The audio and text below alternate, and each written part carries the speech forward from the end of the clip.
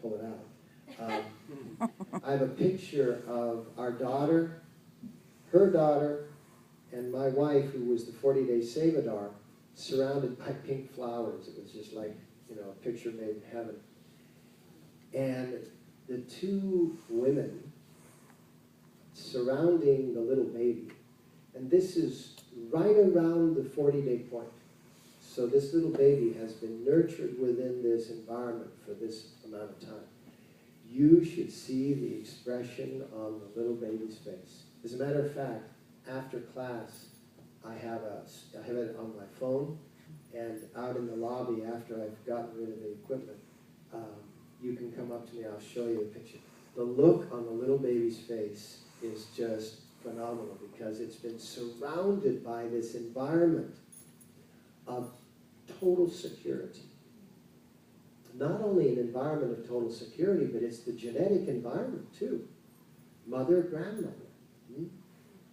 And so this initial 40 days is the one that really impresses. But every 40 days gives us enough drops of blood from enough beats of the heart to occupy enough of that 5 to 6 liters of blood that we have a voting block. Do you understand? So if you've been focusing on joy, love, bliss, whatever it is that you're focusing on for a 40-day sadhana, and your body knows that you're going to do that 40-day, you're going to do that part of your sadhana every day at the same time. Your body gets very accustomed to holding that charge through the rest of the day, knowing it's going to be recharged the following day.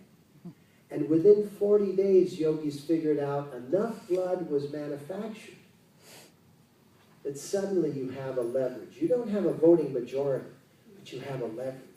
Now add another 40 days to it. You have more leverage. Add another 40 days.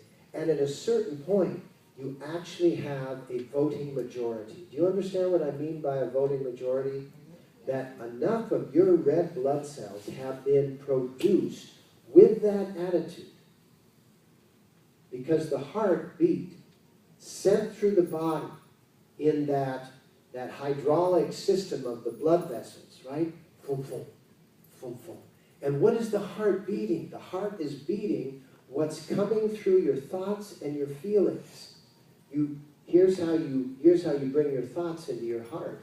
Your thoughts, if you speak them, vibrate in your throat. If you think them, they vibrate between the right inner ear and the left inner ear. That's where the thought voice takes place. And that also passes through the throat. What else passes through the throat? The breath. So you inhale your voice. You inhale the vibration of what your voice is forming. That goes into your lungs, that then is taken into the blood through osmosis, goes immediately to the heart. So you're constantly inhaling your thoughts, inhaling your thoughts, inhaling your thoughts, which are taken into the heart, boom, boom, boom, boom. And your heart then impresses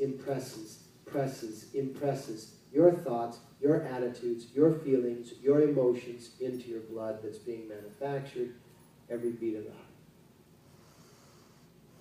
So if you decide, wow, if I could gain, let's not talk about control, if I could gain some influence on my thoughts, if I could gain some influence on my feelings, I could begin to get a little bit of traction with the production of my blood. Then after a few 40-day sadhanas, now I'm not just gaining traction, I'm gaining leverage. And now my thoughts are even more influenced. My feelings, my attitudes are even more influenced. I can come out of a bad mess, feeling really horrible. Something happens, I feel really horrible. Whoa, I come, oh, okay. I made about 10 million blood cells in that mess. Do the math. How long was I in my deep doo-doo? Huh? 6 seconds. 6 seconds. So imagine if you're in it for longer than 6 seconds. Like 6 seconds is an instant out, right? We hang out there for hours, if not days, if not, you know what I mean? So what we're doing is we're saying, wow, I can, just like that little child, okay, in 30 days I'll be able to scratch my nose, right? And you're going, okay, in 6 months after I've done 4.5 or whatever, 5 40-day sadhanas, in 6 months after I've done 5 40-day sadhanas, I'll be able to get out of a funk in less than 2 days.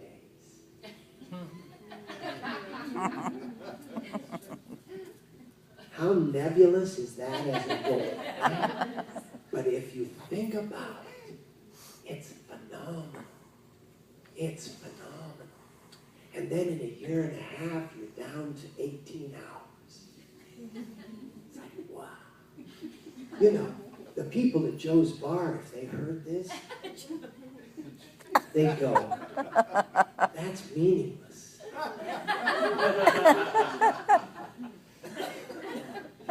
You know, get on the 50-yard line of the Super Bowl and tell them all this. They tell you to sit down and shut up. Stop disrupting my game.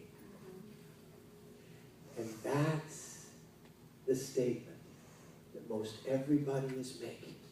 Stop disrupting my game. Stop disrupting my story. So what we do with that 40-day sadhana at the beginning of life, right, is we help that child not need a game and not need a story, but to be in tune with nature. Somebody had used a word the other day. It was called the organicity of nature. Have you ever heard that word? The organicity of nature, which means literally how nature literally resolves everything. You know, they're wondering if, you know, with global warming and all of that, you know why global warming is such a natural response to how stupid human beings are? Because with global warming, human beings won't survive. A whole lot of other things will, not everything. But the one thing that's going to definitely go down, human beings. Because nature's looking at its organicity, at its equilibrium, and it's going, you know what was a bad idea? Humans, that was a really horrible idea, you know? Like, whoa. God goes, what was I thinking? Yeah. Not that God thinks. But it makes a good joke. So when you stack up enough 40-day sadhanas, what happens is that these moments, which are, imagine this vessel as being just that moment that suddenly is filled with those red blood cells. And what else it's filled with is a sensation of the event, correct? You have the sensation of the event of a moment. And what happens is that you begin to remember, and that's what's called your past. You begin to remember, and the human beings created this thing called time, which is made up of the past, the present, the future, which is just a fabrication, but it's a fabrication of the capacity to remember. Animals that have less and less capacity to remember have less sensation of the passage of, or it's not really a passage of time, but the event of time. That's why they say goldfish, right? Have you ever heard that story? That goldfish, it's not actually true because they can actually remember past 3 seconds. But they say that goldfish, you know, they always see the, oh, it's just brand new. Oh, it's just brand new. Oh, it's just brand new. That's it. It'll make you feel better about your goldfish in that tiny, tiny little bowl. My wife and I thought we had that one all figured out, so we started, you know, every time the goldfish looked like it was too big for the bowl, we just got a bigger bowl and a bigger bowl. What happened to the goldfish? It kept getting bigger. It will grow to the size of its environment. So you accumulate this past, and when you accumulate past, it gives your, and think of this, because I'm just using a term, and think of this in a sort of a, not an actual way, but a bit of a virtual way. It gives your body inclinations. What happens in the desert when there's a thunderstorm? What accumulates in the inclinations? Huh? Really? Is it that obscure? Water.